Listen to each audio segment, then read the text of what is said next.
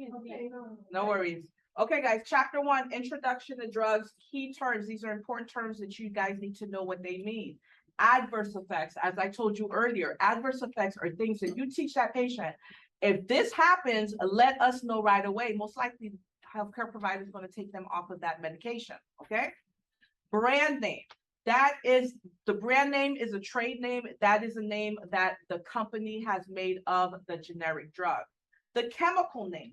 That's the name that reflects the chemical structure or composition of a drug. Generic name. The generic name is the original designation of the drug before, different companies are able to create their own brand for that same generic drug. Over-the-counter. Over-the-counter drugs are drugs, medications that people can purchase without a prescription.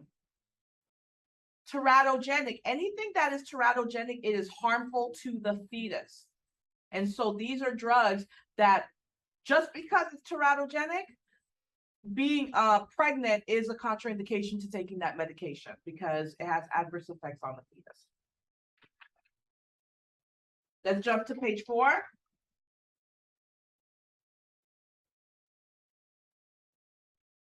Negative effects are called adverse effects or side effects of drugs. Let me be very, and this is the third time I'm saying this, but the reason why I'm saying this is because on NCLEX, there is a difference and you have to understand that. Again, side effects are effects that you warn the patient may happen. You warn them, they may experience some nausea. They may experience some diarrhea, not severe diarrhea, because putting that word severe in front of something is a completely different story, but they might have maybe some GI disturbances versus an adverse effect, which may put their life in danger, okay? There's a unique position regarding drug therapy because nursing responsibilities include the following. Administering the drugs. Let me tell you something right now. It does not matter if the healthcare provider wrote the wrong prescription. The dosage was incorrect. The dosage was too much. It would kill a patient. Because you are the last person in that line and you are administering that drug, trust and believe you will be before the Board of Nursing fighting for your license, okay? Assessing drug effects. You give that medication, you have to go back and assess the patient to see, okay, is this drug working? And if it's not working, guess what? You gotta do some nursing intervention. Sometimes there's some things you can do for the patient before you call the healthcare provider. Sometimes you have to call the healthcare provider because there's nothing else you can do for the patient, but you do have to assess for the drug effects. Intervening to make the drug regimen more tolerable.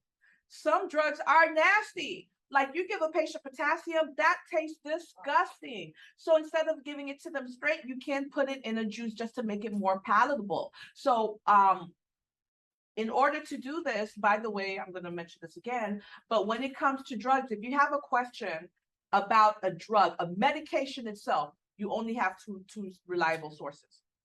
The pharmacist and the drug book. That is it. You cannot call the healthcare provider and ask them a question about a drug. Now, if you have a question about a prescription, then you can call the person who wrote the prescription and ask them about, what they wrote, what the order was, getting clarification. But if it's about the drug itself, you can only go to the pharmacist or your drug book. Providing the patient teaching about drugs and drug regimens. You don't just give a drug blindly. You have to teach the patient why they're giving the drug. This is very important in pharmacology because many patients, the reason that they're non-compliant is because they don't understand. They don't understand the importance of the drug. And so they think that, this is not a big deal. But when you explain to them the action, the reason we're giving this drug and what can happen to them if they don't take this drug, they're more likely to be compliant and take that medication. Lastly, monitoring the overall patient care plan to prevent medication errors. Guess who is responsible for creating and for editing that care plan? You, the registered nurse. Everybody else follows the care plan that you create. Let's jump to page 5. So they give you an example of a drug monograph. And so it's very important for you guys to be able to recognize the generic name. Notice the generic name, guys, it's not in capital letters, it's in lowercase letters. The brand name starts with a capital letter. And usually on the drug list, you'll always see the generic first. The generic is usually on top of the brand name. That's another clue as well. The FDA pregnancy risk category, and we'll talk about that in a minute. Therapeutic drug class, is this an antifungal? Is it an anti-diabetic medication? The action of the drug on the body. Uses for the drug. What are the different reasons that we would give this drug? Conditions limiting the use of the drug, such as contraindications.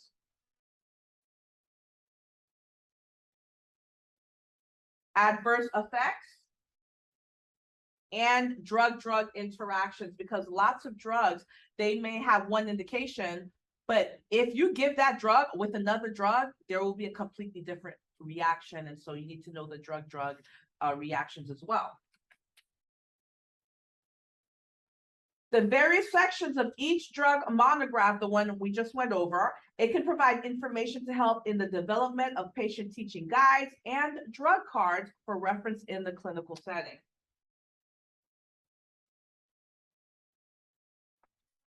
Page 6, nursing considerations, very important. That's the most important part of the drug cards that you guys are going to be submitting to me weekly. I know I only, on the outline, it says only 3, but if you are only going to put 3 nursing interventions, you better give me the best 3 nursing interventions. You guys have been with me long enough to start pulling out what is most important. As we get closer to the middle of this semester, you're going to be very, very proficient at it. The first drug cards that I get from you next week, don't worry, I expect them to be a disaster. That's okay. You guys are going to learn to be able to pull out exactly what these test writers are looking for from you. So don't worry, I expect it to be a hot mess, so don't kill yourself over it. Let's go to page 8. Drug evaluation. Everyone there? After a chemical that might have a therapeutic value is identified, it undergoes a series of scientific tests to evaluate its actual therapeutic and toxic effects. So we already talked about therapeutic effects, but I don't think I mentioned toxic effects. So the therapeutic effect is what we want to see happen, right? A toxic effect is something that can happen if the patient gets too much of that medication. So we have to watch out for that. This process, this evaluation process, is tightly controlled by which agency, guys? The FDA. That's important for you guys to know. The process of evaluating these medications to see if it's safe to go on the market is evaluated by the Food and Drug Administration, okay?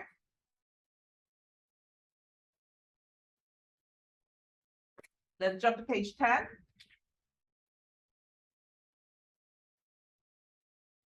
So an approved drug is given a brand name. Brand name, that's the same as a trade name, okay? By the pharmaceutical company that developed it. The generic name of a drug is the original designation that the drug was given when the drug company applied for approval process. Page 11, safety during pregnancy. Everyone there? As part of the standards for testing and safety, the FDA required that each new drug be assigned to a pregnancy category. So let's go over this pregnancy category. You guys absolutely have to know it. The ones I put a star next to are the ones that tend to show up more on like ATI, has the NCLEX, okay? Category A, you see I put a star next to it, and I put a happy face next to it. Why did I put a happy face? Look at this. Adequate studies in pregnant women have not demonstrated a risk to fetus in the first trimester of pregnancy, and there's no evidence of risk in later trimesters, which means this is an okay drug for a pregnant person. Then you have your B, C, D. You guys read that on your own. Look at X. I put a star next to X. X, I should put a sad face. Someone lend me a pen, please.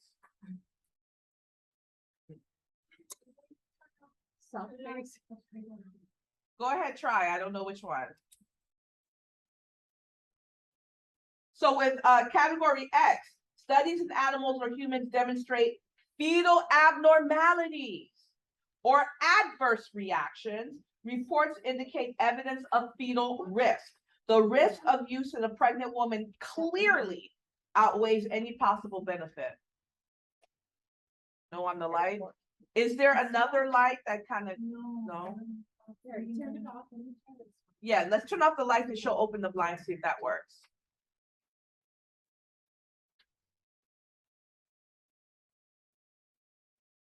Yeah, that should make a difference. You know. That one's gonna be declared. Yeah.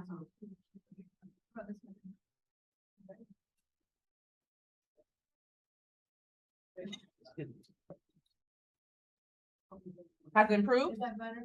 Yeah. Fingers are worse. Is that better? All right, controlled substances, page 12. Drugs with abuse potential are called controlled substances. So let's take a look at this. The ones I put a star next to, you already know what it means. Drug Enforcement Agency schedules of controlled substances. Look at Schedule 1. I put a star next to it. You better know it. Schedule 1 drugs, high abuse potential. There is no accepted medical use. Heroin, cocaine, LSD.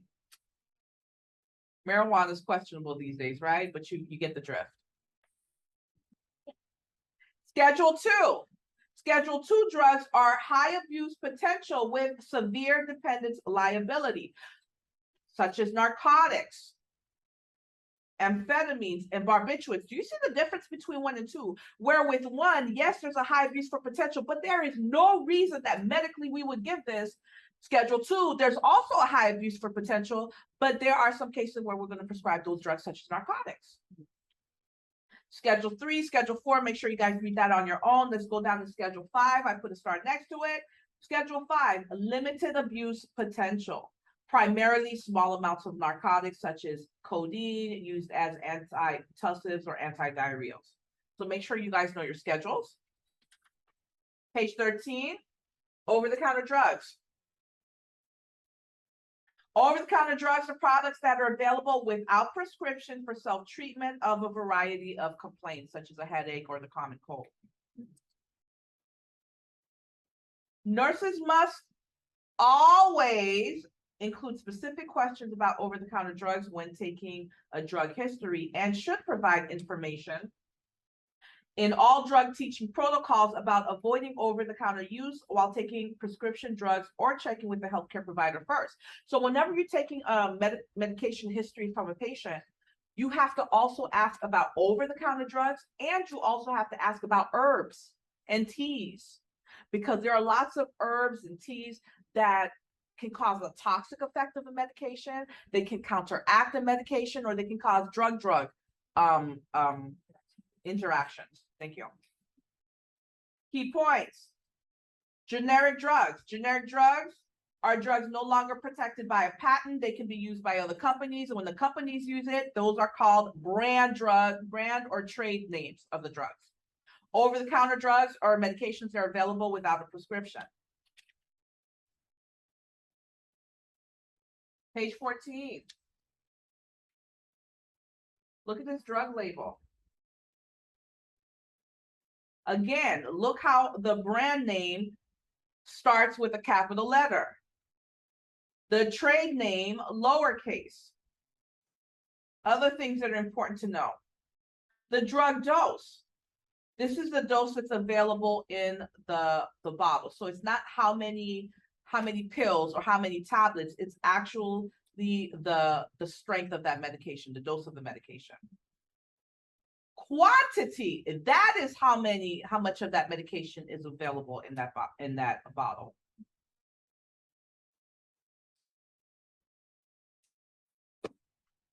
Page 15, summary, important summaries. I'm not going to go over all of them. Make sure you do, though.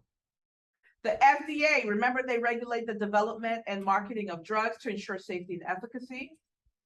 FDA pregnancy categories indicate the potential or actual teratogenic, remember teratogenic, that means it's harmful to the fetus, teratogenic effects of a drug. These categories are being replaced by risk categories related to pregnancy, lactation, and fertility. DEA is the Drug Enforcement Agency. DEA controlled substances categories indicate the abuse potential and associated regulation of a drug. Generic drugs. Generic drugs are sold under their generic names, not brand names. And here's something you guys have to keep in mind, because usually, almost always, the generic is going to be cheaper than the brand, than the trade, right? However, you have to teach that patient they cannot switch. So for example, if the healthcare provider ordered a medication for them that is a trade, it's a brand name, right?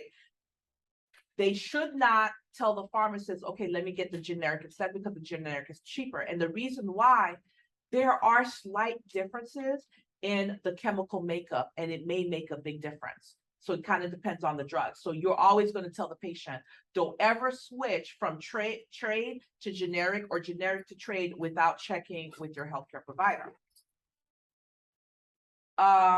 Over-the-counter drugs are available without a prescription. Information about drugs can be obtained from a variety of sources, including checking the label, reference book, journals. I hate that they put internet sites, but it's true. Internet sites, but not the healthcare provider. That's your chapter 1. Let's move on to chapter 2. We'll do chapter 2, then I'll give you guys a break. Okay, everyone good? All right. Chapter 2, key terms that you need to know, very important. Absorption, the absorption of a drug. What happens to a drug from the time it enters the body and how the body actually takes in that drug, okay? So if the absorption time is increased, that patient has a higher chance of getting a toxic effect because the body's taking in that drug very fast. If the drug absorption time is decreased, if it's slowed down, then that means it takes longer for the body to take in that medication.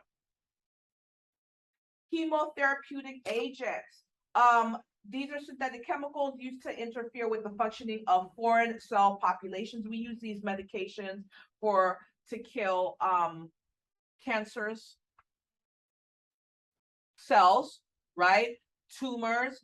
And the thing about chemotherapeutic agents, they're very caustic, because think about it, they're actually killing cells.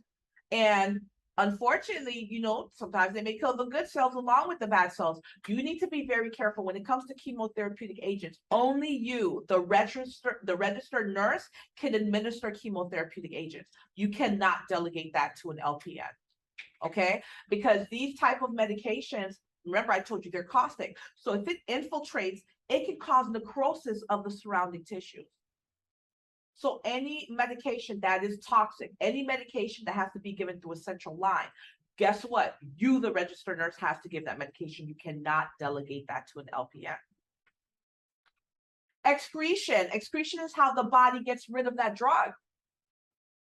So most drugs are excreted through the urine, right? So the kidney function has to be working. The drug's metabolized by the liver. So the liver metabolizes the drug and the kidney helps you get rid of the drug. Well, I'll give you an example. What about the geriatric patients, the elderly patients, wear and tear of the body? Kidney may not be functioning up to par the way it used to function. So guess what? When it comes to the elderly population, let's say normally, evidence-based practice has shown us if we give 10 milligrams of this particular drug, we'll see a therapeutic effect. When it comes to the elderly population, you'll notice the healthcare provider might only give 5 milligrams. And the reason for that is their excretion time, their excretion is decreased. And so they have more chance of holding on to that medication and having toxic effect. So excretion is very important, because if the patient's unable to get rid of that medication and you keep giving that medication and they get a toxic level and something happens, guess who's standing before the board of nursing? You. Let me tell you something, that healthcare provider will throw you right under the bus. You guys have no clue. I can tell you stories. All right, first pass. This is a phenomenon in which drugs are given orally and carried, look, directly to the liver after absorption. Glomerular filtration, we're talking about the kidneys, passage of water and water-soluble components from plasma. When they say plasma, we're talking about the blood. Plasma into the renal tubule. Half-life. This is the time it takes for the amount of the drug in the body to decrease to half of its amount. That's the amount of time it takes for the body to get rid of that half amount of the drug. Placebo effect. This is documented effect of the mind on the drug therapy. So sometimes the patient may take a medication, it's just a placebo, it's not really a medication, but because in their mind they're taking that medication, they feel better.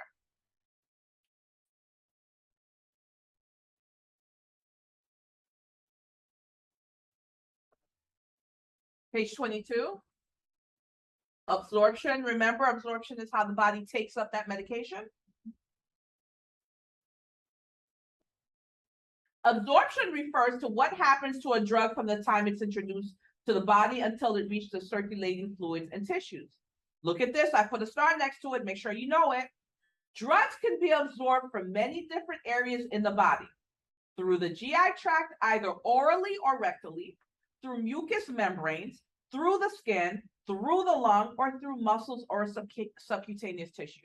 So there are lots of ways that the drugs can be absorbed. So you as a nurse, you have to be careful. If you're putting a topical medication on a patient and you don't wear gloves, guess what? Your body's absorbing that drug that you're about to give to the patient.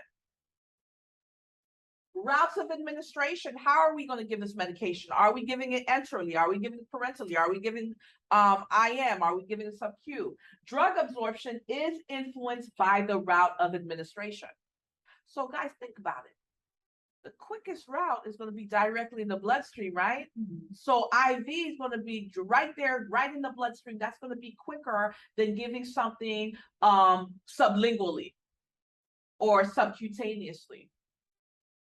Generally, drugs given by the oral route are absorbed more slowly than those given parentally. And that makes sense. You give it by the oral route, right? It's got to go in the stomach. It's got to be digested, depending on the type of drug you're giving. It's got to go into the small intestine or it's going to the liver. It takes a while versus you putting that drug directly in the bloodstream. An injection administered into muscle will usually be absorbed faster than subcutaneous injection due to more capillaries in the muscle tissue. If a medication is administered directly into the bloodstream, the absorption step is skipped. What did I write here? Closer to, okay. So the closer you are to the vessel, the faster the absorption is going to be.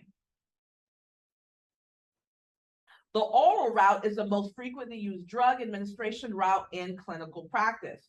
It's also the safest way to deliver drugs. Since it takes a little bit longer to get to the bloodstream, if we realize we gave that med accidentally, it gives us more time to kind of fix the problem versus that drug going directly in that patient's bloodstream.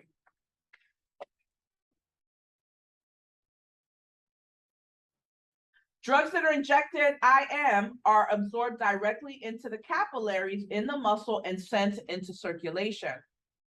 And that's why, remember guys, drugs are absorbed faster intramuscularly than subcutaneously because the IM, they have all those capillaries. Remember, closer to the vessel, higher the absorption time. No, excuse me, closer to the vessel, lower the absorption time because it's quicker. Sorry about that. Subcutaneous injections deposit the drug just under the skin where it's slowly absorbed into circulation. Take a look at this table. You guys need to know it. Factors that affect the absorption of drugs. So intravenously, directly into the venous system. Intramuscularly, blood flow to the muscle. Excuse me. Temperature of the muscle, that makes a difference. Remember, cold causes vasoconstriction and heat causes vasodilation. So even the temperature makes a difference. Subcutaneously, perfusion of blood flow to the tissue, fat content of the tissue. The fat content makes a difference. Again, cold causes vasoconstriction, so it's going to slow down the absorption. Heat causes vasodilation, so it'll speed up the absorption. PO. Let's talk about this for a second, guys, because as the book says, and this is very true, PO, that's the safest route. That's the one given most often. But let me tell you a huge contraindication of giving a PO medication. I don't care what type of medication it is. If that patient has a bowel obstruction or they have a paralytic ileus, are you going to give a PO med? No. Absolutely not, right? That patient has paralytic ileus, they're getting nothing by mouth. So what can affect absorption? The acidity of the stomach. Depending on the type of medication, the acidity of the stomach can increase absorption if it's much more acidic. The length of time it's been in the stomach. Blood flow to the GI tract. What about rectally? What can affect it? Perfusion or blood flow to the rectum? By the way, when you see that word perfusion, guys, perfusion means how much a tissue is being fed by the oxygen, the vitamins, the nutrients, the minerals that are being carried in the blood. So if perfusion is increased, let's say perfusion increased in the kidney, that means the kidney is getting lots of oxygen, vitamin, nutrients, minerals that are carried in the blood. If perfusion is decreased, that means that tissue is being starved of the oxygen, vitamin, nutrients, everything is being carried in the blood. So remember, the blood is what feeds every single tissue and organ in the body. So if the perfusion is increased, think of perfusion as the body being fed by the blood, okay? Mucous membrane, sublingual. Sublingual is under the tongue. Buccal is inside of the cheek, between the teeth and the cheek, okay? So what can affect absorption? Again, perfusion or blood flow. Smoking.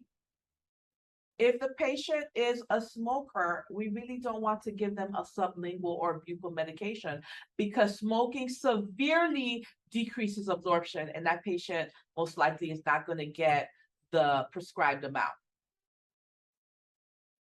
Topical medications. Integrity of the skin. If that patient has a cut, the absorption is going to be much more rapid than the healthcare provider wanted or expected. So before you give a topical medication, you better inspect that skin and make sure they don't have any cuts where that drug can be absorbed much quicker. Make sure they don't have any cuts or wounds. And then inhalation. Some medications you inhale it, such as albuterol, right? So what can affect that? Again, perfusion or blood flow to the area. Integrity of the lung lining. What if that patient has a condition such as emphysema, or better yet, let's say they have pneumonia or they have some kind of condition that really affects the lungs. Do you think that medication is going to be absorbed properly the way it's supposed to? No. They are right over here. I'm trying to read my own handwriting. Give me a second. I wrote something. Spacer. The spacer, maybe it was supposed to be for kids, spacer, but spacer, when it comes to peds, you guys will learn that next semester. We have the kids use a spacer when they're taking the inhaled medication, such as the albuterol. Kids? It's spacer. Oh, kids. Yes, that's what I wrote. Thank you. I can't even read my own handwriting. Yes. Spacer for kids. Page 23. Under blood-brain barrier. Everyone there? The blood-brain barrier. This is a protective system of cellular activity that keeps many things, such as foreign invaders, poisons, away from the CNS, aka the brain. Placenta and breast milk. It is best not to administer any drugs to pregnant women because of the possible risk of the fetus. So we really do not administer drugs to a pregnant patient unless it's absolutely necessary. Drugs should be given only when the benefit clearly outweighs the risks.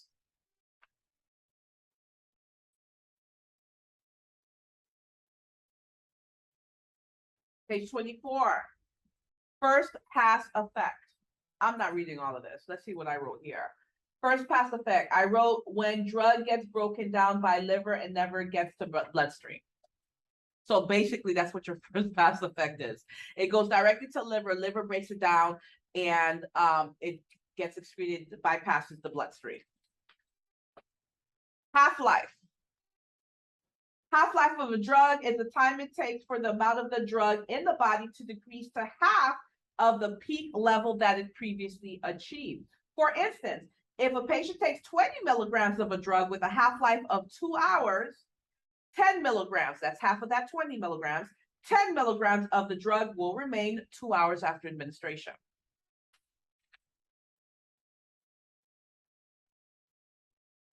Page 26. Factors affecting the body's response to a drug.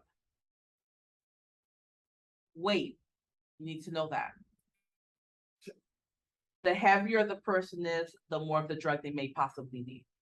Where if the person is a lot thinner, they may need less of the drug.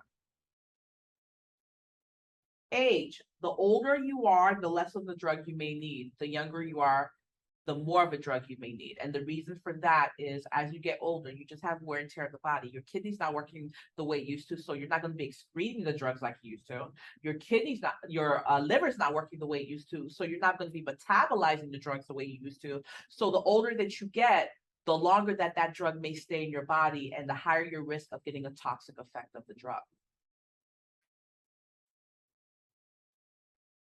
Gender, just because women tend to be of smaller stature than men, so they normally will need less of a drug than the man does.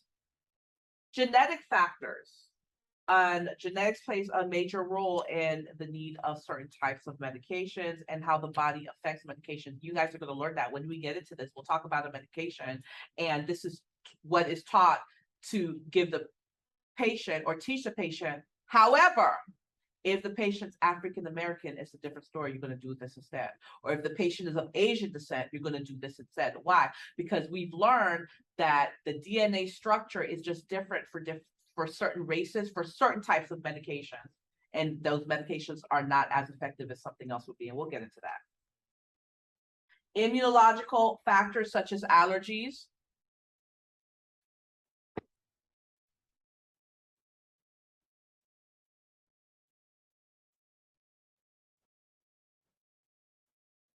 Page 32. Summary. Again, make sure you guys read all of it. I'm just going over the key points, but you're responsible for everything. Chemotherapeutic agents work by interfering with normal cell functioning, causing cell what? Death. And that is why only you, the RN, can give that medication. You cannot delegate it to anyone else. You better be careful too. Oral drugs are absorbed from the small intestine and undergo many changes and are affected by many things in the process. IV drugs are injected directly into the circulation and don't need additional absorption.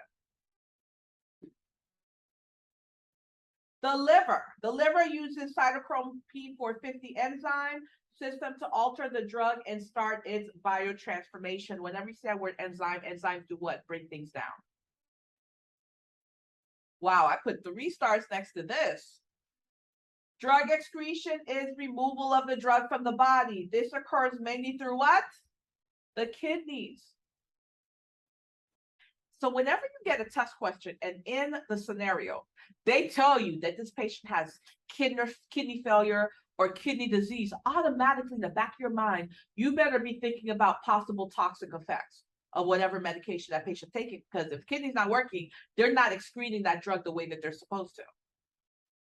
Okay, half-life. The half-life of the drug is the period of time it takes for an amount of the drug in the body to decrease to half of its peak time. All right, guys, take 10 minutes break, and then we'll start chapter 3.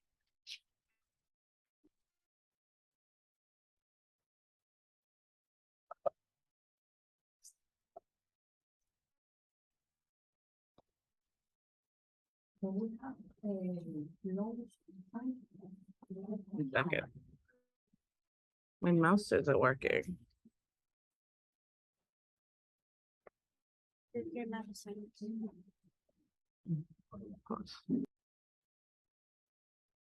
guys, chapter 3, toxic effects of drugs. Important key terms. Blood dyscrasia. This is bone marrow depression caused by drug effects. Why is this important? Why is it important to us that if a certain drug can cause bone marrow depression? Well, remember, the bone marrow, that's where our RBCs are made, which means the patient's going to be at risk for anemia. That's where our WBCs are made, patient's going to be at risk for infection. That's where our platelets are made, patient's going to be at risk for bleeding. So that's very important to us if a medication can cause blood discretion. Drug allergy, obviously if the patient has an allergy to a drug, are we going to give it? No, we are always going to check for drug allergies. Hypersensitivity, this is an excessive responsiveness to either the primary or the secondary effects of the drug. Stomatitis, that has nothing to do with your stomach, it's your mouth. Certain drugs can cause ulcerations in the mouth, and that causes inflammation of the mucous membranes. That's what's known as stomatitis. It has nothing to do with your stomach. All right, adverse effects. Adverse effects are undesired effects that may be unpleasant or even dangerous. They can occur for many reasons, including the drug may have other effects on the body besides the therapeutic effects, such as the chemotherapeutic agents. The patient may be sensitive to the drug that's being given. The drug action on the body can cause other responses that are undesirable or unpleasant, such as vaginal dryness. The patient may be taking too much or too little of the drug, leading to adverse effects. Something I wrote here on the side, when it comes to adverse effects, you're going to teach the patient to call us, call the healthcare provider if you have any of these. And another thing about adverse effects, and you have to think about this whenever you're giving a medication, if you have a test question and they tell you about a patient, the patient's taking a medication, and they ask you what your nursing intervention is going to be regarding this medication. Let me tell you where you guys go wrong as students. You focus on the diagnosis, and your answer, you choose the nursing intervention that goes with the diagnosis instead of choosing the nursing intervention that goes with the drug that you're administering, okay? If you get a test question about a patient that has a diagnosis and you're about to give this drug, your nursing intervention is going to be for the drug that you're about to give, not the diagnosis. The diagnosis is the reason we're giving the drug in the first place. So what the test writer is trying to pull out of you is usually one of three things. Number one, which they hardly ever ask because it's too easy, but you get that sometimes. The indication of why we're giving this drug. Easy, right? Number two, adverse reactions of this drug. What do we need to watch out for that if we happens, we're calling the healthcare provider, we teach the patient to let us know to call the healthcare provider, right? And three, what happens if the drug works too well? So for example, a patient that's diabetic, we're giving them insulin. You want to know what one of your biggest nursing interventions for giving that insulin? Watching out for a hypoglycemic reaction. Because what kills patients faster, hyperglycemia or hypoglycemia? Hypo, much faster. You have hyperglycemia, your body has so many mechanisms. You start getting thirsty, you're trying to dilute the sugar, you're drinking lots of fluids, right? You start urinating all over the place so you can get rid of the glucose in your urine. But if you're hypoglycemic, boom, you are on the ground. So whenever you get test questions about medication, you need to be thinking about what happens if this med works too well. I throw them on the other side. What's the adverse reaction? Those are going to be your nursing interventions. So that's very important. So those are the two things. The first, I don't understand. I can understand the first one reason. The number one? In the nursing intervention. Are you talking about this number one? About The indication? The indication is why we're giving this drug. So for example, they may give you a patient that has been chronically hypertensive in the acute care unit. We're trying to get their blood pressure down, and they have a scheduled medication 2 p.m. that's an antihypertensive. And what are you going to do before you give the med? Well, you got to think, okay, why am I giving this medication? I'm giving this medication to bring down the blood pressure, right? Wouldn't it make sense to check that patient's blood pressure before I give the antihypertensive? What if you take their blood pressure and their blood pressure is 90/60? Are you going to give that antihypertensive? No. You're going to withhold it and call the doctor. So indication is why are we giving that medication? And along with the reason why we're giving that medication, that's what tells you what you're going to be assessing for.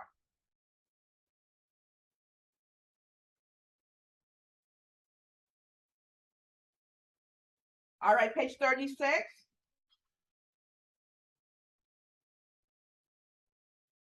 Primary actions. Side effects from toxicity. The side effects that can happen from that getting a toxic amount of that medication. I'm not reading all that, you read all of that, but that's the point. Secondary actions. The side effects in addition to the wanted effects. Always warn the patient. Hypersensitivity. Some patients are excessively responsive to either the primary or the secondary effects of a drug. This is known as hypersensitivity. Drug allergy. This occurs when the body forms antibodies to a particular drug causing immune response when the person is, look at that keyword, guys. Look at what does that word say? Re-exposed. The reason they put that RE in front of exposed, that lets you know there has to be a primary exposure. Understand this. Even if a patient's allergic to the drug, the first time they get that drug, they're not going to have an allergic response because the body hasn't made those antibodies yet, right? It is the second time they're exposed to that drug that you'll see those clinical manifestations. And that's why it said re-exposure. As a student, when you see stuff like that, you got to stop and say to yourself, why did they put an RE in front of it? They could have just said exposure. They said re-exposure to make sure you understand it's not the first time. It's the second and subsequent times. Sorry, guys, you know my son's in school now.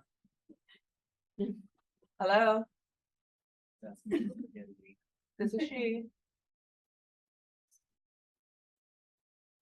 Yes, this is she.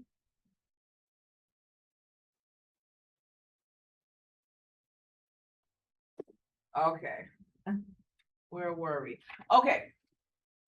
So that's one important thing you guys have to keep in mind. Another thing that you have to know for testing, whenever a patient says that you're about to give a medication and they tell you, I'm allergic to that medication, you don't say, oh, okay, and you just don't give it. You have to assess.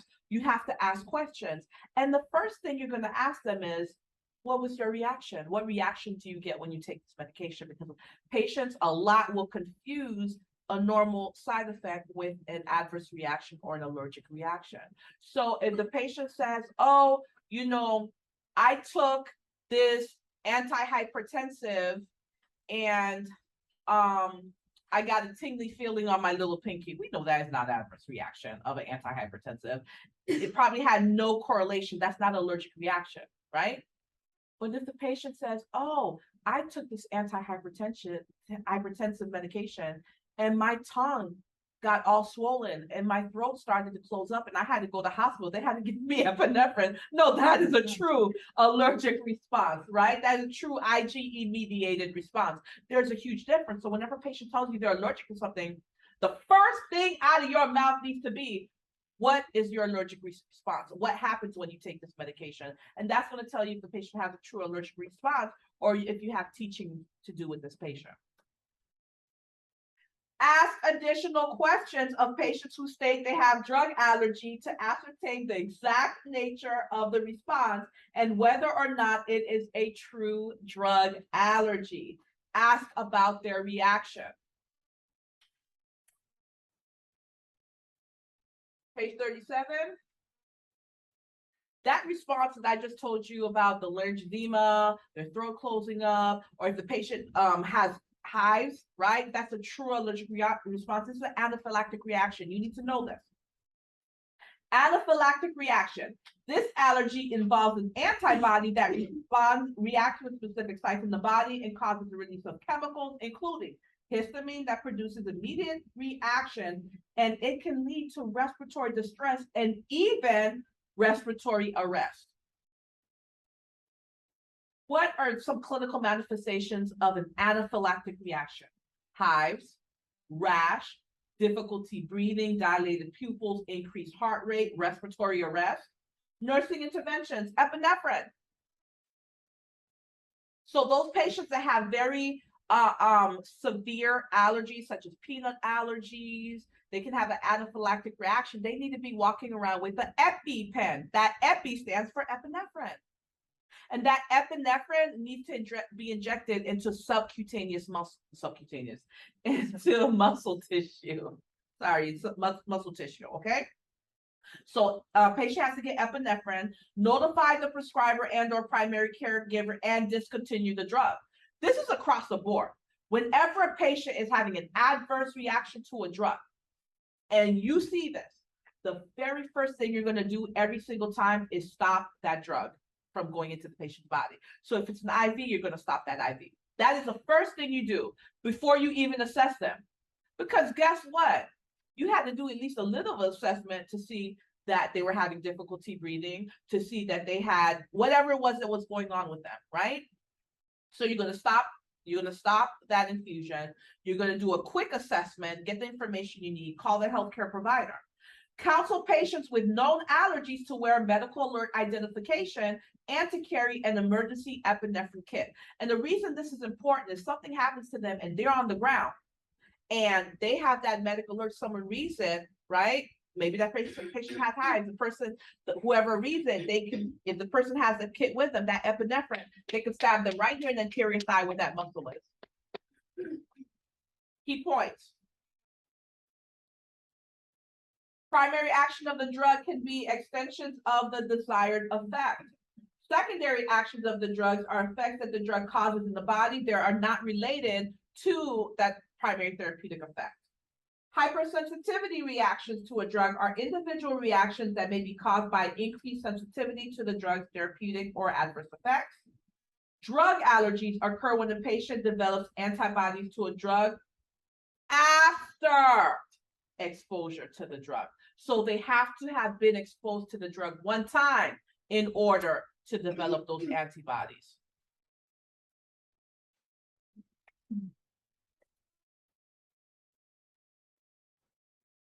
Page 38, dermatologic reactions. Dermatological reactions are adverse reactions involving the skin.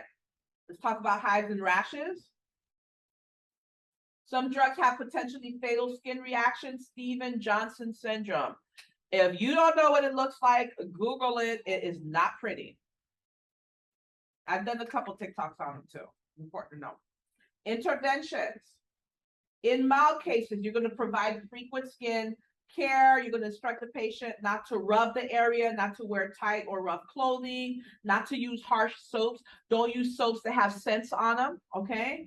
Don't use perfumed lotions. They can administer antihistamines as ordered because we're not playing doctor. It has to be as ordered. In severe cases, discontinue the drug and notify the healthcare provider.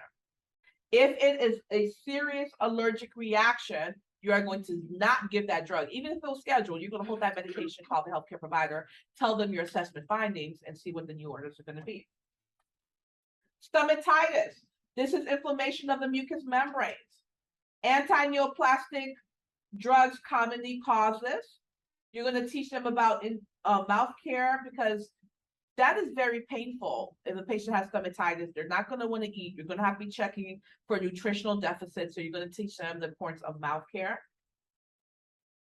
Assessment. What are they going to look like with stomatitis? Swollen gums, inflamed gums, gingivitis, swollen red tongue, glossitis, difficulty swallowing.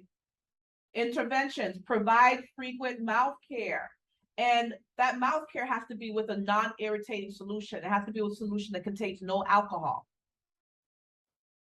Offer nutrition evaluation because if they have stomatitis, it's painful. They're not going to want to eat. They're not going to want to drink. And remember, when it comes to our priority, when you get test questions, what are you going to do first?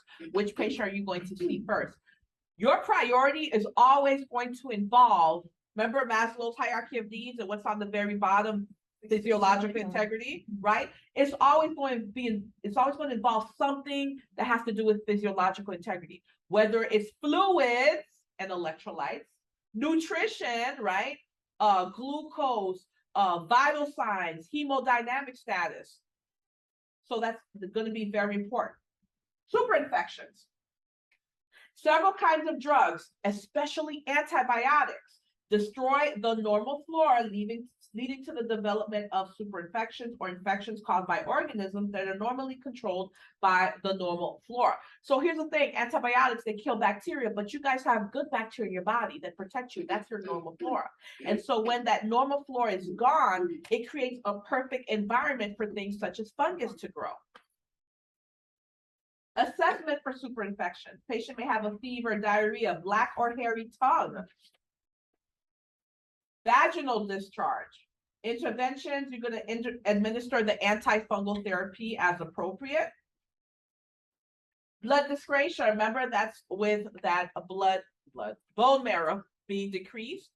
And along with decreased bone marrow, you know your WBCs, your RBCs, your platelets are going to be decreased as well. Blood discretion, bone marrow suppression caused by drug effects. This occurs when drugs can cause cell death, such as anti-neoplastic antibiotics are used, okay?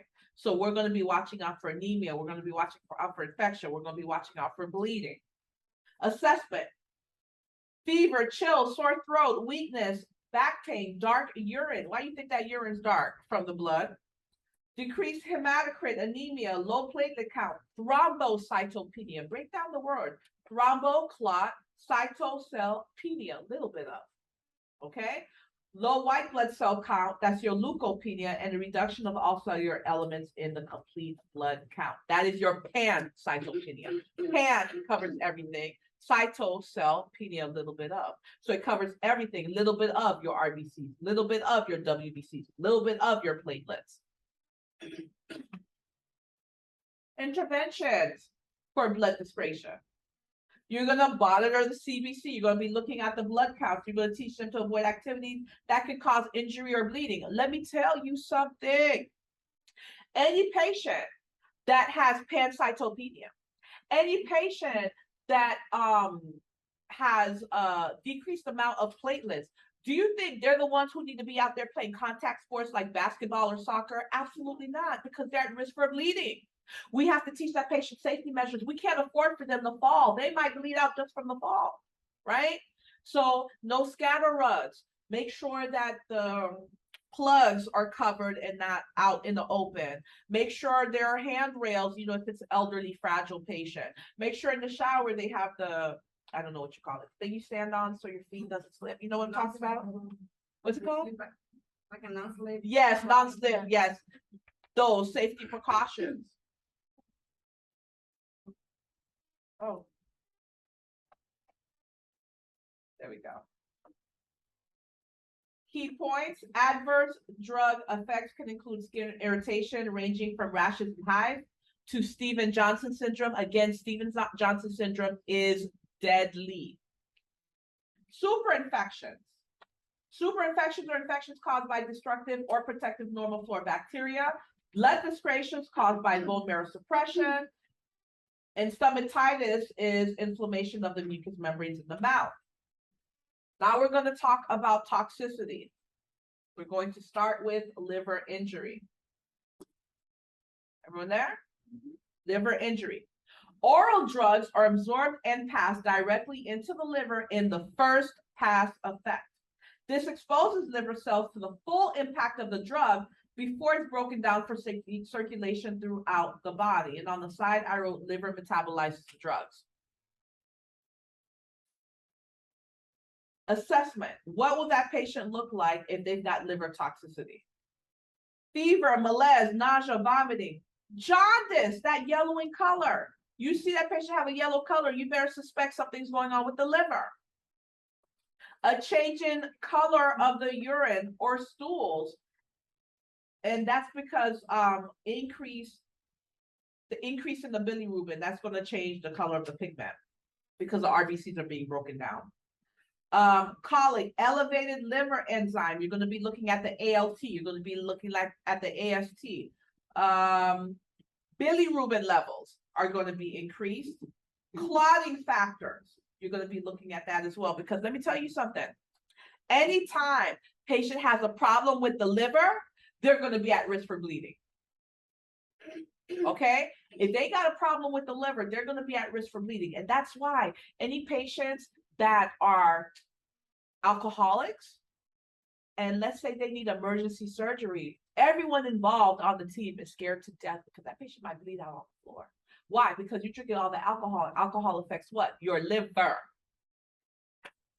Interventions. You're going to discontinue the drug, notify the healthcare provider, give them small, frequent meals, provide rest periods, what I write here on the side, for all liver issues. That goes for all liver issues of small, frequent meals. You're all going to do it for any problems the patient has with the liver. Renal injury. So now we're talking about the kidneys. Gentamicin, a potent antibiotic, is frequently associated with renal toxicity. So gentamicin, you guys are going to learn about this drug a whole lot. Gentamicin is an aminoglycoside, and it's very hard on the kidneys. And it also causes autotoxicity, causes hearing issues. So we have to be looking at kidney function. You're going to be looking at the BUN. You're going to be looking at the creatinine. You're going to be looking at the urine output. You're going to be assessing which cranial nerve when it comes to hearing, guys. Eight, very good.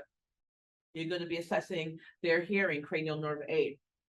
So assessment for renal injury. You're going to be looking for elevated BUN, because whenever the kidney's in trouble, BUN is going to go up. Creatinine is going to go up. Urine output's going to go down. GFR is going to go down. Okay, so you're going to look to see what the BUN's doing. You're going to look at the creatinine. If the kidney's in trouble, you expect the creatinine to go up. You're going to look for electrolyte imbalances. Why? If the kidney's not functioning the way it's supposed to, depending on the part of the kidney that's not working, two things can happen. Most often, patients holding on to their fluids, they're holding on to the electrolytes because the kidney's not working, they're not getting rid of it. But sometimes what happens is the kidney is not working, and it's not reabsorbing of the electrolytes, and the patient has a deficiency of electrolytes. Either or, patient's going to have electrolyte imbalance. So it's very important for us to be looking at the electrolytes, especially potassium, because potassium affects the heart. I went over that. Okay, intervention. We're going to notify the healthcare provider. Patient's going to be on diet and fluid restrictions. Why? If the kidney's not functioning, they're already not getting rid of their fluid, so they're going to be in fluid overload. So is that the type of patient you need to be giving a gallon of fluid to a day? No. Fluid's got to go somewhere. It's eventually going to start spilling into the lungs if we're not careful. Electrolyte therapy and off rest periods. Let's talk about poisoning. Poisoning occurs when an overdose of a drug damages multiple body systems.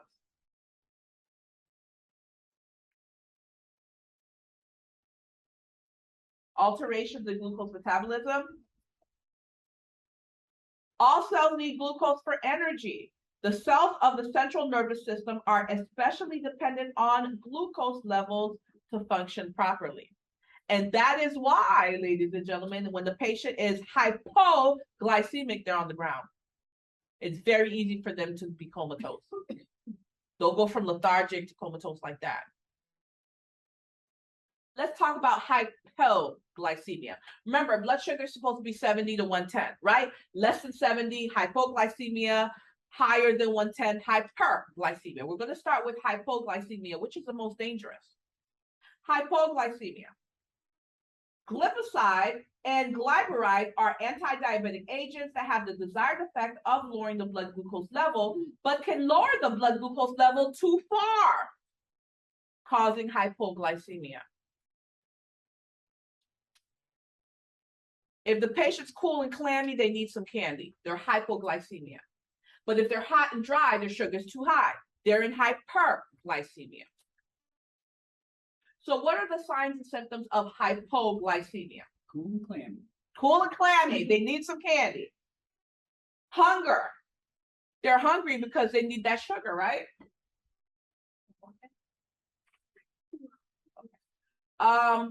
Headache, cold, clammy skin, shaking, increased heart rate. Interventions. Your number one intervention is to fix the problem. Give them some glucose, restore that glucose. That's your number one priority. You're going to prevent injury or falls. You're going to monitor blood glucose levels. Now let's talk about hyperglycemia. Hot and dry, sugar too high. Ephedrine, a drug used as a bronchodilator and an anti-asthma drug and to relieve nasal congestion, can break down the stored glycogen and cause an elevation in the blood glucose. Signs and symptoms of hyperglycemia. Your 3 P's. Polyuria, patient's going to be urinating all over the place. Why? Body's trying to get rid of that sugar. Polydipsia, the patient's going to have excessive thirst. Their body's trying to dilute all that sugar in their body. Polyphagia, excessive hunger. What happens is your body uses glucose for energy, right? But if the patient has hyperglycemia, EMIA, E-M-I-A, guess what that sugar is? It's in the blood, but it's supposed to be in the tissues. The tissues can't do nothing with that glucose when it's stuck in the blood. So here you have the tissue screaming, help, I'm hungry, I'm about to die, feed me, but there's no glucose because it's all stuck in the blood. So your body is meant to survive no matter what. So you want to know what your body does? Your body says, okay, you know what? Apparently this isn't working because we're not getting glucose, it's stuck in the bloodstream, but we got to get this energy from somewhere else. So your body starts feeding on your fat and your muscles to get the energy that it needs. So the reason you're hungry because your body's trying to get that energy from the glucose, but unfortunately you're eating and the glucose goes what? Straight to the bloodstream. So the polyuria, polyphagia, polydipsia, those are your classic symptoms of hyperglycemia. You absolutely need to know this. Anyway, so they have increased urination, that's your polyuria, increased thirst, polydipsia, deep respirations, that's your Kussmaul's respirations. Why? As that patient's blood sugar gets excessively high, that patient goes into metabolic acidosis, all right? Their body is in acidic state. When it comes to, what balance? That's not where I'm looking. Compensation. It'll come to me. But with your pH, right? When it comes to, okay, we have fluid and electrolytes, and what's the other one? This is killing me, guys. Okay, what's that? The balance that we're looking for. Acidosis versus alkalosis. APGs. No, it'll come to me. Let me keep talking. Okay, so anyway, when you have an imbalance, the balance of the word will come to me. There are two organs that are primary. The what? Homeostasis. No, hey, homeostasis is balance. It'll come to me. Don't worry about it. But anyway, there are two organs in this game: your lungs and your kidneys. Buffering? No. Oh. Your lungs and your kidneys. Okay. So what happens is you're in hyperglycemia, excessive hyperglycemia. You're in metabolic acidosis. Kidneys in trouble. Only organ that can help are the lungs, because there's two, just the lungs and the kidneys. Kidneys in trouble, lungs try to help. Lungs in trouble, kidneys try to help. Patients in metabolic acidosis because of hyperglycemia. That means kidneys in trouble, right? So the only guy that can help are the lungs. The lungs only has two things they can do: increase respirations or decrease respirations. That is it. Let me tell you something. The lungs control what? Carbon dioxide. Carbon dioxide is acidic. Think of it as carbon diacid, right? It's acidic. So if the patient's in metabolic acidosis, they got too much acid, what are the lungs going to do? Increase respiration. Make you blow out all of that acid. That's the carbon dioxide. And that's the Kussmaul respirations that you see. Oh, acid-base balance. That is the term I was looking for. When it comes to acid-base balance, there are only two organs in the game: the lungs and the kidneys. So when the patient's going through metabolic acidosis, the lung speeds up the respiration so the patient can blow out all of the CO2, which is acidic, to throw the patient more in a homeostasis, more in a balanced state. All right? What else are we going to see? Flesh, skin. Fruity odor of the breath may be observed. You smell their skin, it smells skin. Oh, it smells sweet. Interventions: administer insulin. You're going to give them insulin to bring down that blood glucose. Number one. All right, let's talk about electrolyte imbalances, hypokalemia. You guys know potassium 3.5 to 5, very narrow therapeutic range. Anything lower than 3.5, patients hypokalemic. Anything higher than 5, patients hyperkalemic. We're going to start with hypo, so we're less than 3.5. Loop diuretics function by causing the loss of potassium as well as sodium and water. Let's talk about this. First of all, you know that potassium and sodium have an inverse relationship. So whenever we see that potassium high, we expect to see the sodium low and vice versa, right?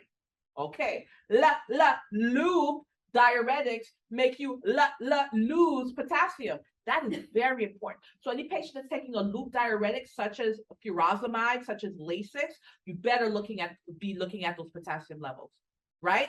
And if the potassium is less than 3.5, are you going to hold the medication or call the healthcare provider and not give it? call the healthcare provider and not give it, because loop diuretics makes you lose potassium. If that patient's already at 3.5 to 5, and you know potassium has a very narrow therapeutic range, why would you give them something to make the potassium drop even lower? Are you trying to kill the patient? Okay. Potassium is essential for normal functioning of nerves and muscles, especially which muscle? The cardiac muscle. Very important. So assessment, what's this patient going to look like when they're hypokalemic? The potassium is going to be lower than 3.5. Muscle cramps, irregular pulse, weak pulse, orthostatic hypotension. Matter of fact, a couple days ago, I did a video on hypokalemia. All right, what are you going to do? You're going to replace the serum potassium. If they don't have enough, that's going to be your first priority to fix the problem. Replace serum potassium. You're going to monitor the serum levels. Any patient with potassium issues, they're going to be on a cardiac monitor, okay? They're going to be on tele. I'm not talking about real life. I'm talking about in the testing world, okay, guys? And even in real life, it's very hard to see a patient with potassium issues not on a cardiac monitor. You're going to help prevent injury from falls, because remember, those muscles are weak. So you don't want them walking by themselves. You're going to tell them to press the call button if they have to get up to go to the bathroom. They're going to be on the cardiac monitor. You see, I put a star next to that. All right, hyperkalemia. Potassium higher than 5. Some drugs that affect the kidney, such as potassium sparing diuretics. That S in sparing, a drug such as that would be spironolactone. Spironolactone is a potassium sparing diuretic. It makes you hold on to potassium. So imagine you're given an order to give spironolactone to a patient, and the last lab value they have, that you look at, the potassium is 5. Are you going to give that drug? No. You're going to hold it, and you're going to call the healthcare provider and say, hey, I know you ordered the spironolactone, but the potassium is actually 5. And they tell you to give it anyway. You tell them to come down and give it themselves. When you're a good nurse and you know your stuff, you can speak that way, because that's what, you're not going to lose your license for anybody. And you want to know what they're going to say? They're going to be like, you know what, on second thought, let's go ahead and hold off and let's monitor this patient. You cannot be a robot, guys. If you are a robot and you blindly give these medications, you will lose your license. The facility will throw you under the bus so fast. All right, other drugs that cause cell death or injury, such as many anti-neoplastic agents, can also cause cells to release potassium that leads to hyperkalemia. This is absolutely true. A lot of these anti-cancer drugs, when they kill the cells, that cell being killed, it releases a whole bunch of potassium and increases the patient's potassium level. So we have to be very careful. Okay. Assessment. Assess their potassium level. For hyperkalemia, the potassium is going to be higher than 5. Assess them for muscle cramps. The exact opposite of hypokalemia. Remember, hypokalemia was muscle weakness, right? Now, in hyperkalemia, it's muscle irritation, muscle excitability. That's why they have the muscle cramps. Slow heart rate, low blood pressure, decreased urine output. Uh-oh. This patient has hyperkalemia. They already have too much potassium. And we know most of the potassium comes out, what? In the urine, right? So now they got too much potassium, and now the kidney's not working. That might be the reason they have the hyperkalemia. They're not getting rid of the potassium through the urine. Interventions. Look at this medication, K-exolate. It's sodium polycistrine I hate this. Sulfonate. I promise you guys, I can't pronounce them, but I know these drugs like the back of my hand. I just can't say them. So that K in K-exolate is potassium. You know how potassium is a K with a plus?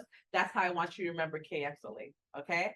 So what K-exolate does, guys, it basically binds that potassium. So when the patient goes to the bathroom and has a bowel movement, it comes out in the stool, okay? You're going to monitor the patient for cardiac irregularities. You're going to do safety measures. When potassium levels are too high, the cells of the heart become irritable and the rhythm disturbances can occur. Be prepared for possible cardiac emergency. Let's talk about sensory effects. We're going to start with ocular damage. The blood vessels in the retina are very tiny. So assessment of ocular damage, they may have blurring of vision, color changes, they may have corneal damage, they may even have blindness. Interventions, obviously you're going to discontinue the drug, monitor lighting and exposure to sunlight. Auditory damage, hearing. The macrolide antibiotics, I put a star next to that, make sure you know it. The macrolide antibiotics, streptomycin especially, can cause severe auditory nerve damage. Aspirin, one of the most commonly used drugs, which aspirin is over-the-counter drug, right? But I'm telling you, the only reason it's over-the-counter drug is because it's been grandfathered in, but aspirin is really a dangerous drug. If today, you know, the FDA were deciding it, trust me, it would not be over the counter. Aspirin, one of the most commonly used drugs, is often linked to auditory ringing and acranial nerve effects. And I wrote here tinnitus because for test purposes, that's usually the word that you'll see. That's the ringing of the ears, okay? Assessment, ringing of the ears, that's the tinnitus. Loss of balance. Why? Because remember, guys, the middle ear, that's where you get your equilibrium, right? So with the middle ear, if that's messed up, you don't have that sense of central gravity, and it's very easy for the patient to fall, especially when they're moving, when they're walking.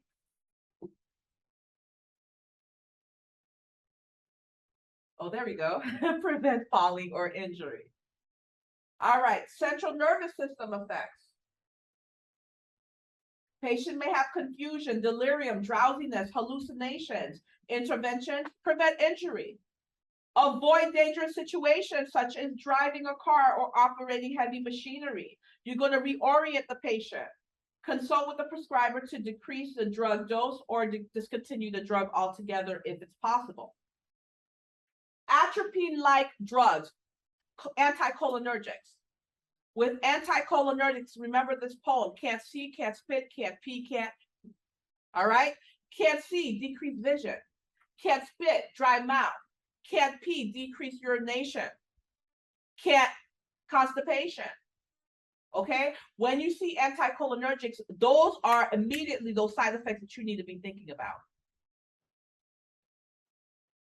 Atropine, a drug used preoperatively to dry up secretions, make sure you know that, and other medications, is the prototype anticholinergic drug. Can't see, can't spit, can't pee, can't. Assessment. Dry mouth. Remember, they dry everything up. Constipation. Paralytic ileus. Paralytic ileus is a problem, guys, because let me tell you something. If nothing's moving in that GI tract, patient has a paralytic ileus. The tissues in that GI tract are not being perfused. There is a chance of necrosis in that area. There's a chance of that patient having a tear or a rupture, and now you have fecal matter spilling out into what's supposed to be a sterile environment.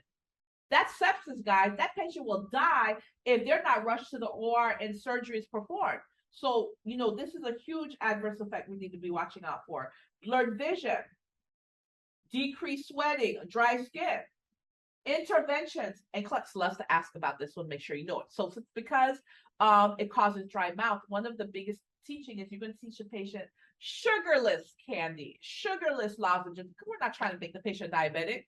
Here they are eating bags and bags of candy, and they'll say, oh, well, the nurse told me to eat it. No, I didn't. I told you sugarless. So we don't want the sugar because we don't want their blood sugar going high, but we want them sucking on something to help decrease that dryness that they'll have in the mouth. I don't know, I didn't write it. It's not in the book, but also for testing that dryness in the mouth, it's xerostomia. It's spelled like this, xerostomia. So when you see that, know that they're talking about that mouth dryness. xerostomia. You're going to arrange for a bowel program because of the constipation. You're going to institute safety measures.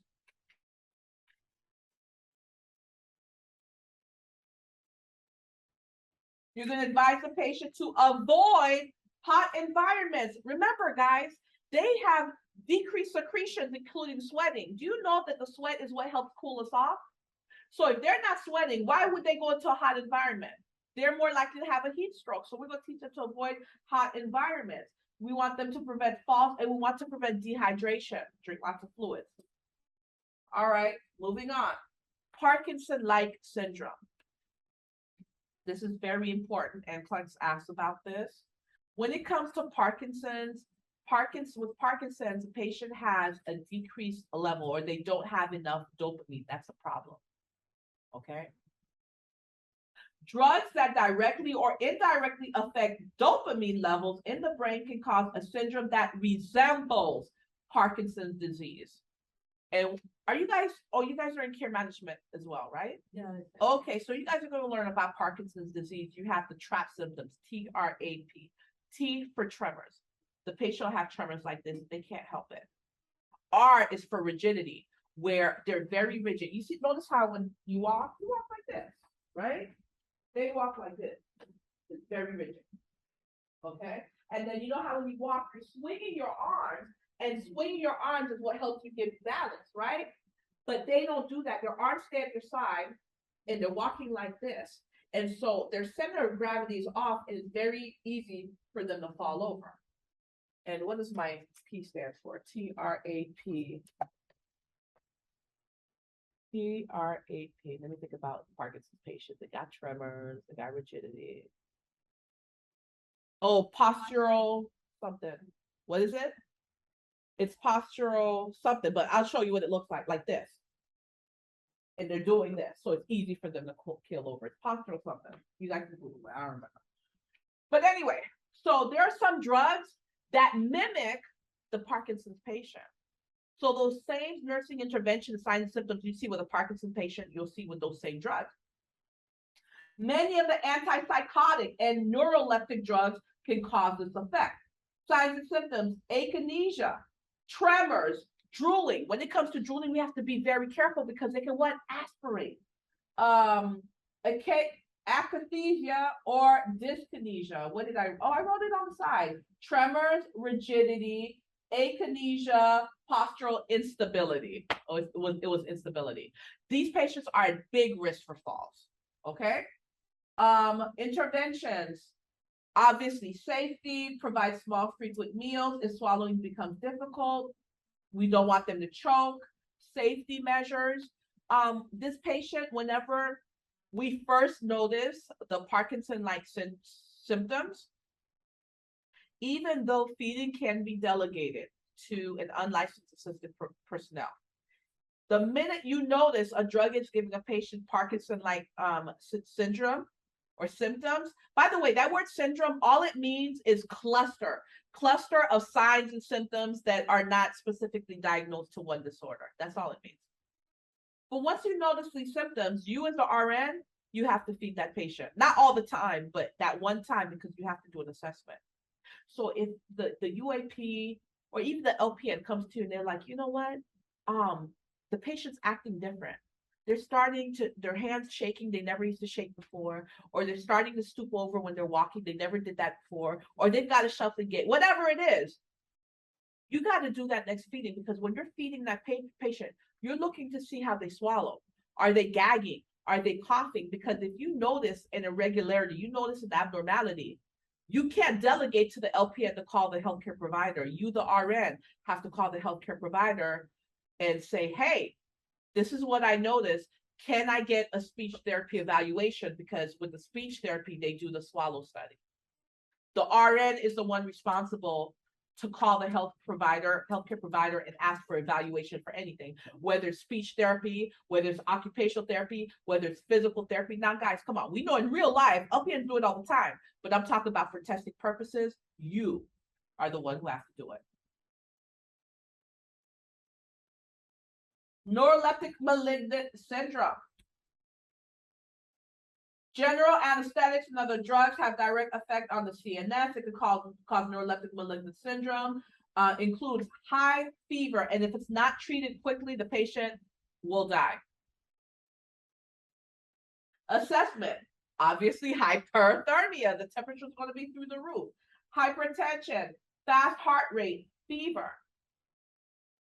The reason you see that heart rate and the blood pressure going up, Your body is meant to survive. It tries to survive no matter what. So your temperature is going through the roof and the body's like, uh-oh, what's going on? And so brain says heart says yes. Brain says, I need you to speed up because I need to deliver oxygen, vitamins, minerals, nutrients to the entire body because I don't know what's going on. And the heart says, I got you. So the heart rate speeds up, right?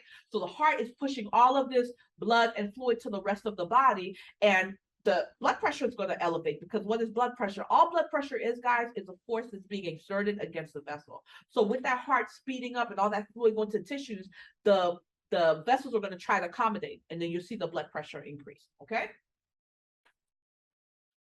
Teratogenicity causes death or genetic defects to a fetus. All pregnant women should be advised not to self-medicate during pregnancy. That was a long chapter. Do you guys need 5 minutes before we do chapter 4? Yes. Okay, 5 minutes break, and then we'll complete chapter 4.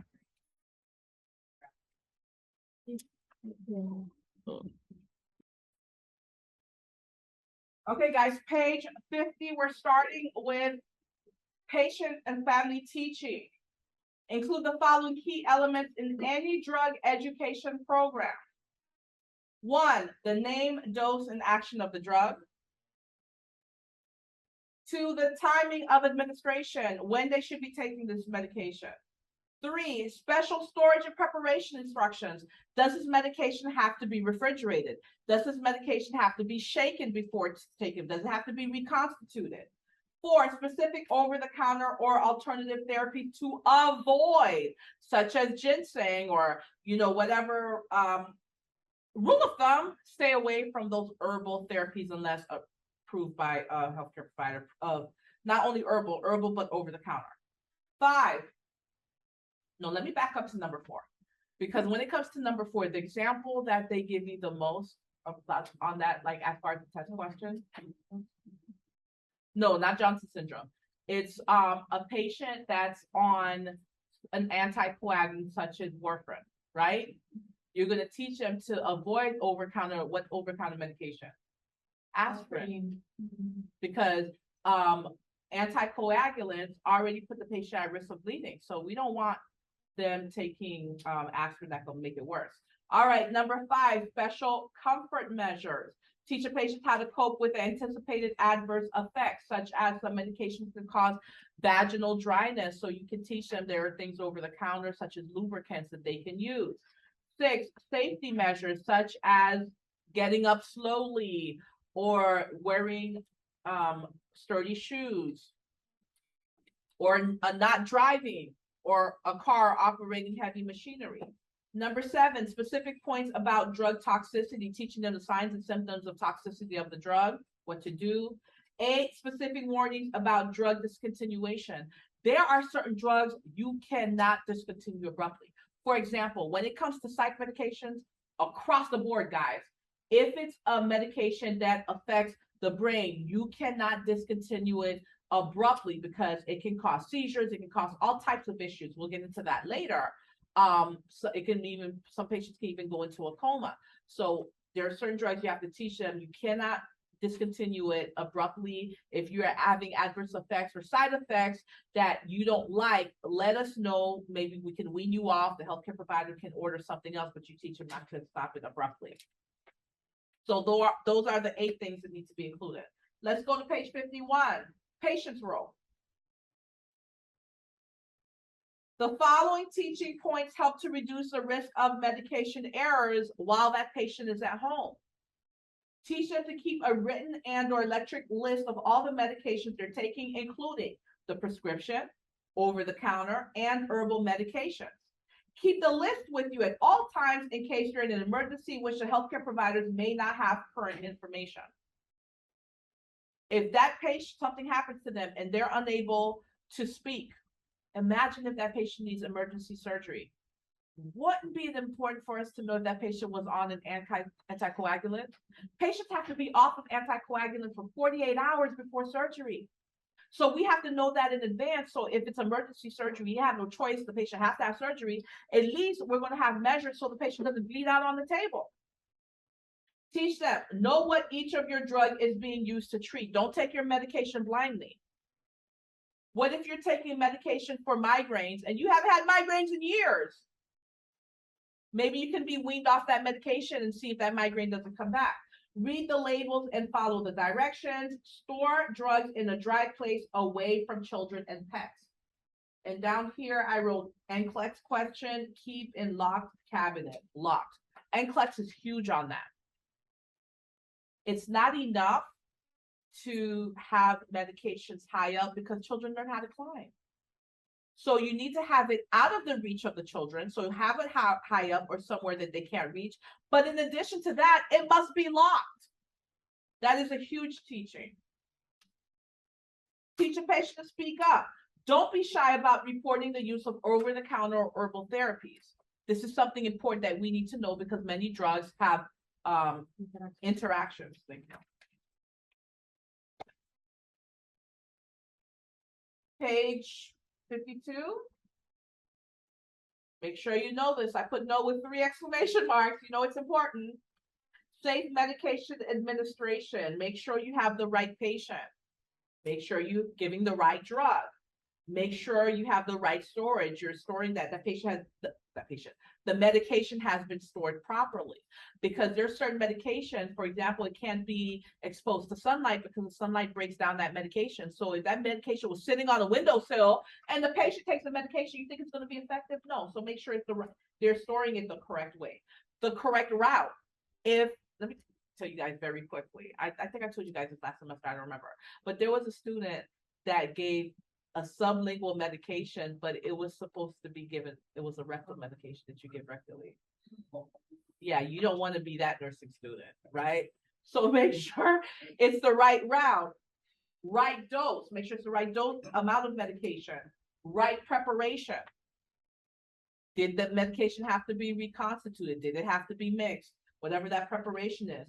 Right time, make sure it's being given at the right time. Imagine taking and anti-anxiety or anti-depression or hypothyroid medication, something like Synthroid. Imagine taking that at night before going to bed. Do you think that patient's going to sleep? No. So it's important that the patient takes the medication at the right time. And right recording, always document medication was taken, not taken. So make sure you guys know that. Summary, make sure you guys cover everything. I'm just going to cover some of them. Nursing diagnoses are developed from the information gathered during the assessment phase of the nursing process. Remember, guys, your nursing diagnosis is going to be the patient's reaction to the medical diagnosis. So a medical diagnosis can be diabetes, hyperglycemia.